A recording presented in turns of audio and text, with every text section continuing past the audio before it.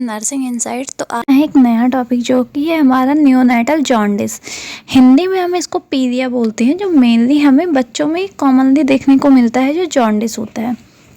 अब जॉन्डिस क्या होता है? जॉन्डिस जो होता है इसका दूसरा नाम होता है हाइपर बिलिरुबिनिया।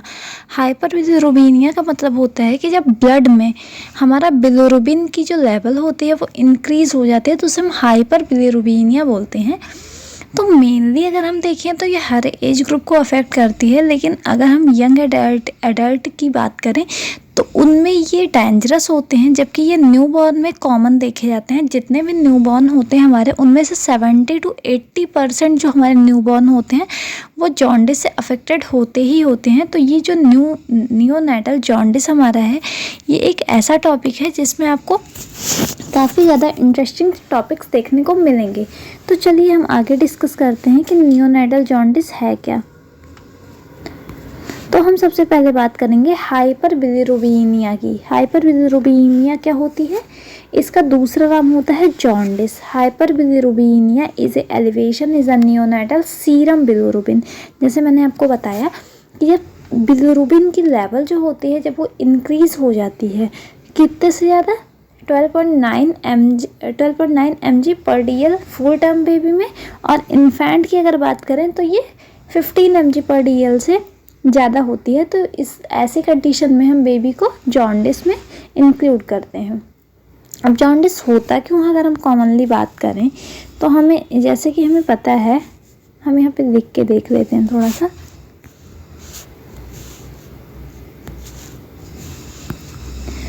यहाँ पे हम इसको देख लेते हैं। तो नियोनेटल जॉन्डिस जो है वो कि वेरी कॉमन है। हमें बहुत सारे बेबीज़ में हमें देखने को मिलता है जो जॉन्डिस हमारा होता है।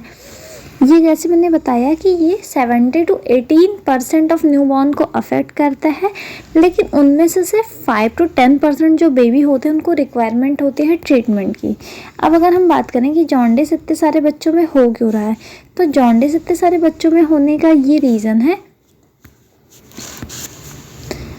कि जैसे कि जो एक बेबी है, मान लीजिए ये मदर के यूट्रस में एक प्लेसेंटा के थ्रू अटैच होता है।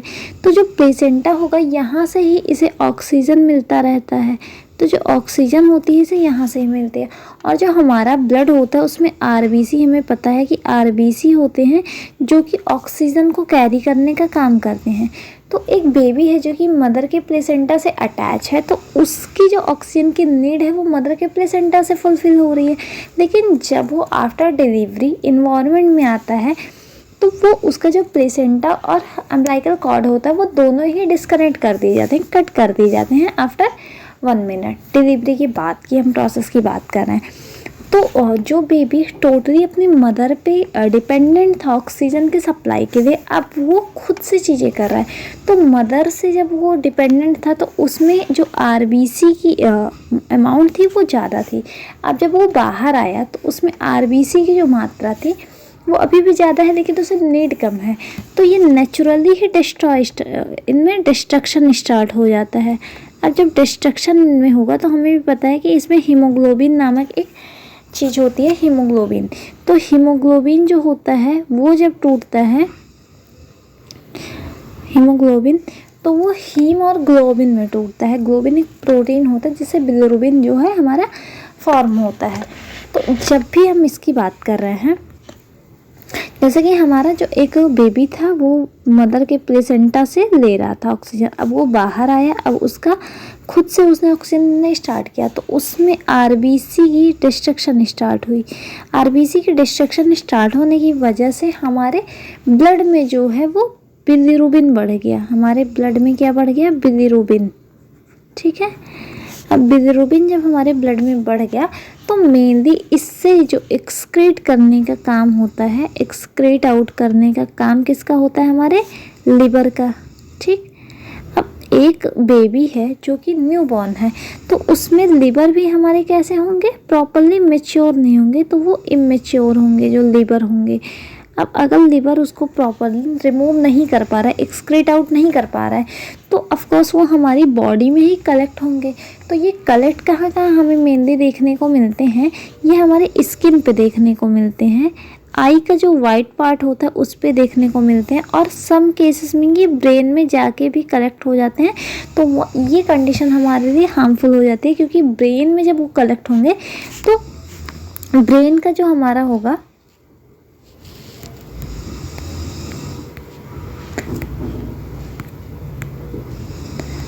अब हम बात करेंगे अगर ब्रेन की, तो वो वहाँ पे ब्रेन के कुछ टिश्यू को डिस्ट्रॉय करने लगेगा। तो मेनली जॉन्डिस क्या है? जॉन्डिस एक नॉर्मल कंडीशन है, अभी हम आगे और डिस्कस करेंगे कि ये नॉर्मल कंडीशन है जो कि सारे बेबी में पाया जाता है। ये 70 to 80% बेबीज़ में पाया जाता है, उनमें से सिर्फ 5% को हम ट्रीट करते हैं। होता क्यों है? क्योंकि जो एक बेबी है वो मदर से कनेक्टेड था, तो उसके अंदर आरबीसी के अमाउंट ज़्यादा थे।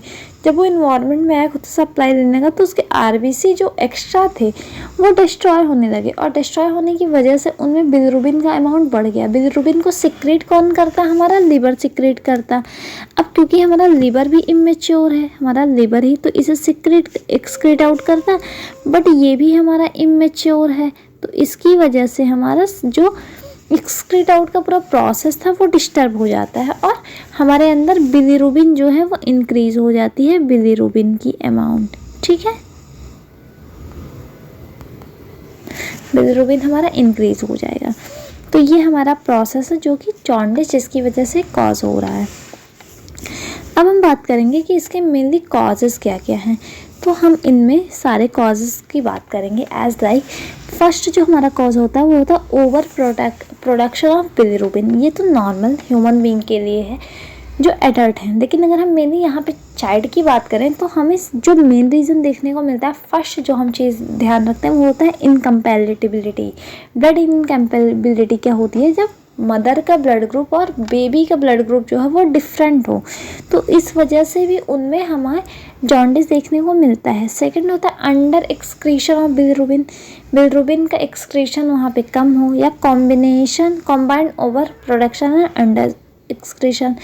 जो कॉम्बिनेशन है प्रोडक्शन और एक्सक्रीशन का वो कम है, या फिजियोलॉजिकल जॉन्डिस होता है जिसके बारे में हम अभी स्टडी करेंगे। और ब्रेस्ट मिल्क एसोसिएटेड जॉन्डिस।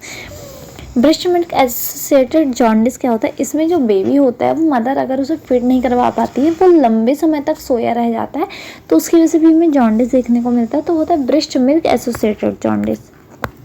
ये थे कॉजेज। अब हम अगर बात करें तो मेनली हमारे पास 2 टाइप्स के जॉन्डिस देखने को मिलते हैं ऑन द बेसिस ऑफ इनके कि ये कैसे हुए हैं जॉन्डिस। तो हम देखते हैं कि हमारे 2 टाइप्स के कौन कौन से हैं। 2 टाइप्स के होते हैं हमारे जॉन्डिस। फर्स्ट हमारा होता है फिजियोलॉजिकल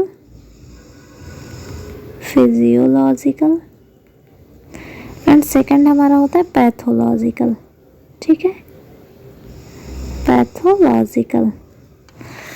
तो फिजियोलॉजिकल जो होती है ये हमारे से बेबी जिस दिन बर्थ हुआ उसके 3 to 4 डेज पे हमें ये स्टार्ट होती है जॉन्डिस, जो हमारी फिजियोलॉजिकल जॉन्डिस होती है। एक नॉर्मल कंडीशन है, जैसे कि बेबी डिलीवर हुआ, वो खुद से ऑक्सीजन लेने लगा, उसके आरबीसी जो है वो डिस्ट्रॉय हुए और बिलिरुबिन इंक्रीज हुआ। तो ये फिजियोलॉजिकल जॉन्डिस जो है इसमें कोई भी स्पेसिफिक ट्रीटमेंट की हमें नीड नहीं होती है। 3rd से 4th डे पे ही हमें विजुलाइज होगा।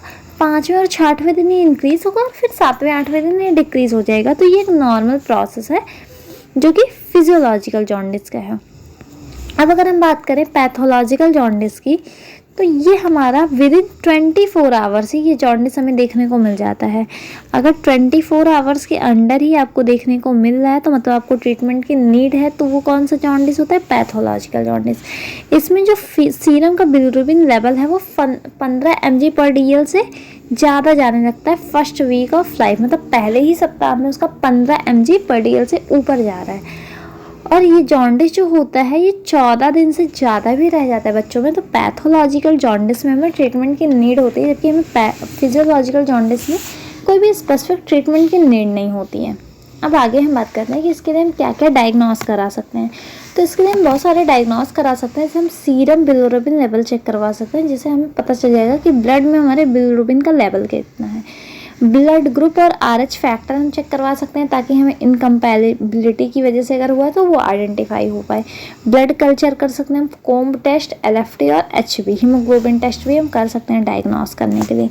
अब क्लिनिकल प्रेजेंटेशन की बात करें तो इसका जो स्टेज होगा, अलग अलग इसकी स्टेज होंगे। तो इसका जो फर्स्ट स्टेज होगा वो होगा पुअर मोरो रिफ्लेक्स। इसमें जो मोरो रिफ्लेक्स होंगे वो कम हो जाएंगे, फीडिंग उसकी कम हो जाएगी, वोमिटिंग वो ज़्यादा करेगा, हाई पिच क्राई होगी बेबी की। ये इसके सिम्टम्स हैं जो फर्स्ट और सेकंड थर्ड फोर्थ स्टेज में देखने को मिलेंगे।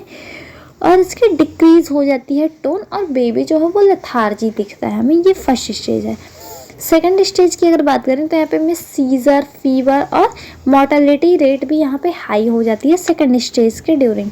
थर्ड स्टेज जो होता है इसका वो रिमेनिंग, इसमें कुछ जो बचे हुए सिम्टम्स रह जाते हैं, रिमेनिंग क्लिनिकल साइंस, वो हमें विजिबल होते हैं। और फोर्थ स्टेज जो हमारा होता है appear after the neonatal period. Neonatal period के बाद का जो स्टेज होता है लास्ट वाला, इसमें हमें क्या देखने को मिलता है, डीफनेस भी हो सकती है बच्चे में, मेंटल रिटार्डेशन 20% ही देखने को मिलता है। ये था हमारा क्लिनिकल प्रेजेंटेशन। अब बात करेंगे हम मैनेजमेंट की, तो हम सभी को पता है कि जो फर्स्ट ट्रीटमेंट ही होता है जॉन्डिस का न्यूबॉर्न के अंदर, वो होता है हमारा फोटोथेरेपी। फोटोथेरेपी क्या होती है? फोटोथेरेपी एक मशीन होती है जिसके थ्रू यूवी रेज निकलती हैं जो बेबी की बॉडी पे पड़ती हैं और बिलिरुबिन के लेवल को कम करती हैं। तो कवर द फोटोथेरेपी में हम क्या क्या चीज़ें करेंगे यहाँ बताई गई हैं। जैसे कि हम इन्फेंट जो होगा, छोटा बेबी, उसकी आई और जेनाइटेरिया को कवर करेंगे। इन्फेंट जो है वो हर 2 आवर्स पे वो उसको हमें उसकी पोजीशंस को चेंज करना, ताकि उसकी पूरी बॉडी पे हमारे लाइट का एक्सपोजर हो जाए। 4 to 12 आवरली हमें बिलिरुबिन का लेवल भी चेक करना है। ईच शिफ्ट में हमें उसके आई चेक करने हैं कि कोई डिस्चार्ज वगैरह ना हो रही हो, आई ड्रॉप देना है, ऑइंटमेंट देना है। आई को हमें हमेशा कवर रखना है। हम फीडिंग करवाते टाइम उसकी आई को ओपन कर सकते हैं ताकि वो सेंसरी स्टिमुलाई जो है वो भी उसकी इम्प्रूव रहे। ऑयली लुब्रिकेंट या लोशन जो है हम बच्चे की स्किन पे नहीं लगाएंगे जब तक वो फोटोथेरेपी मशीन पे है। हम उसके फीड के वैल्यूम को और कैलोरी को और इंक्रीज करेंगे ताकि उसकी पोटेंशियलिटी जो है वेट गेन की या डिसीज से हमारा फाइट करने की वो इंक्रीज हो। इनटेक एंड आउटपुट चार्ट भी हम मेंटेन करेंगे। एक्सचेंज ट्रांसफ्यूजन एक और इसमें होता है, जैसे फोटोथेरेपी है तो एक्सचेंज ट्रांसफ्यूजन जो है वो रेयरली हमें फिजियोलॉजिक जॉन्डिस में देखने को मिलता है। बाकी हमारा जो फर्स्ट वाला था वो था फोटोथेरेपी ही हमारी फर्स्ट प्रायोरिटी होती है इसके मैनेजमेंट की। तो होप आपको वीडियो अच्छी लगी हो। अगर वीडियो अच्छी लगी है तो लाइक करें, शेयर करें, सब्सक्राइब करना ना भूलें। Thank you.